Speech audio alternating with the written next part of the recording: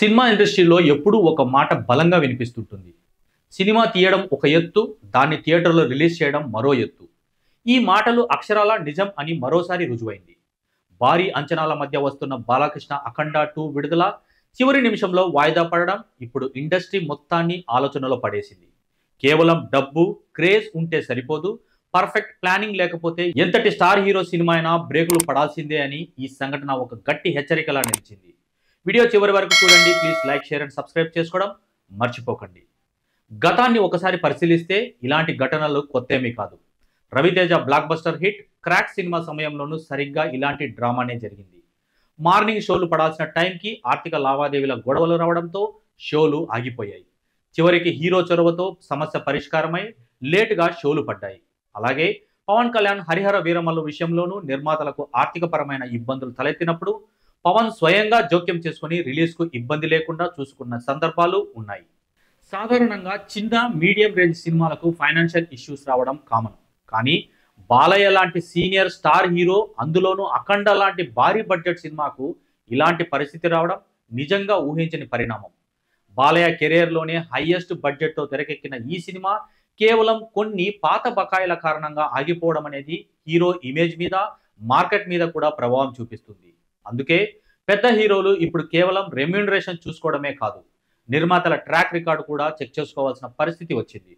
నిర్మాతలు పాత అప్పులను క్లియర్ చేయకుండా కొత్త ప్రాజెక్టులు మొదలుపెట్టినప్పుడు ఇలాంటి లీగల్ చిక్కులు వస్తుంటాయి. ఈ 'అఖండ 2' ఎపిసోడ్ రాబోయే రోజుల్లో మిగతా నిర్మాతలకు ఒక అలర్ట్ బెల్ లాంటిది. హీరోల డేట్స్ తీసుకునే ముందే ఫైనాన్షియల్ క్లియరెన్స్లు పక్కాగా ఉండాలి. లేదంటే రిలీజ్ రోజున ఫ్యాన్స్కు నిరాశ, బయర్లకు టెన్షన్ తప్పదు. సినిమా అనేది వందల కోట్ల బిజినెస్. అక్కడ ఎమోషన్స్ కంటే లెక్కలే ముఖ్యం. ఫైనల్గా తెర మీద హీరోలు విలన్లను ఎంత ఈజీగా కొట్టేసినా తెర వెనుక ఇలాంటి ఆర్థిక విలన్లను ఎదుర్కోవడం మాత్రం చాలా కష్టంగా మారింది. ఈ చేదు అనుభవం నుంచి ఇండస్ట్రీ పాఠాలు నేర్చుకొని భవిష్యత్తులో ఇలాంటి పునరావృతం కాకుండా చూసుకుంటేనే సినిమా మనుగడ సాఫీగా సాగుతుంది. 'అఖండ 2' రాక ఆలస్యమైనా ఈ ఉదంతం మాత్రం ఇండస్ట్రీకి ఒక కనువిప్పు లాంటిది.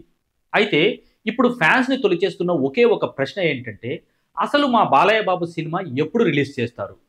దీనికి సమాధానం నిర్మాతలు ఈ రోజు క్లారిటీ ఇచ్చే అవకాశం ఉందన్నట్లు సమాచారం. అసలు సినిమాని ఎక్కువ రోజులు పోస్ట్పోన్ చేయడం సినిమాకే నష్టం. ఎందుకంటే డిసెంబర్ 3వ వారం నుండి సంక్రాంతి వరకు చాలా సినిమాలు విడుదలకు లైనప్లో ఉండగా, ఇప్పుడు 'అఖండ 2' వల్ల ఆ సినిమాల విడుదల డిస్టర్బ్ కాకుండా ఉండడం మరియు 'అఖండ 2'కి ఒక స్లాట్ దొరకడం కష్టం కాబట్టి ఖచ్చితంగా 'అఖండ 2'ను నెక్స్ట్ ఫ్రైడే అంటే డిసెంబర్ 12వ తారీఖున రిలీజ్ చేసే అవకాశం ఉంది. డిసెంబర్ 11వ తారీఖున పెయిడ్ ప్రీమియర్స్ వేసుకునే అవకాశం ఉంది.